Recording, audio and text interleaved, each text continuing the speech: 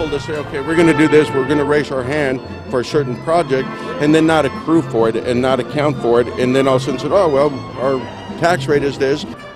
El Paso Mayor Oscar Leeser with a big announcement today. The city will shell out even more money for the voter-approved Mexican-American Cultural Center, $10 million more.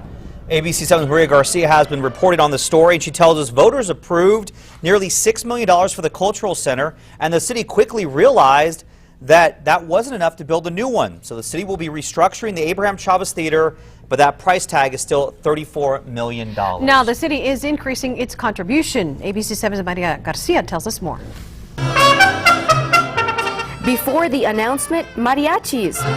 One of the things I've been very hard on is that I don't want to increase taxes. Let's find savings. Mayor Oscar Leeser saying the city will come up with $10 million in savings within the next 5 years for the Mexican-American Cultural Center. Well, we did have some year-end savings. I think that the main area that came from is restructuring the debt. But the project will still be short $20 million, which a private committee headed by District Attorney Jaime Esparza has committed to raising. When we reach out to the private part of this partnership, they will know that this city, this community, taxpayers, all of us are totally committed to having a world-class Mexican-American Cultural Center. There's been some reports that, you know, the relationship between the council and the city manager is a little bit rocky. So how can you assure the public that that money will be there?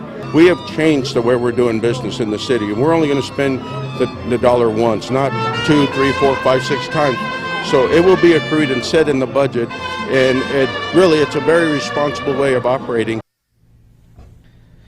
The committee is forming a nonprofit to raise the funds. Construction should start in 5 years or earlier if they raise the $20 million before then. And again, that was Maria Garcia reporting.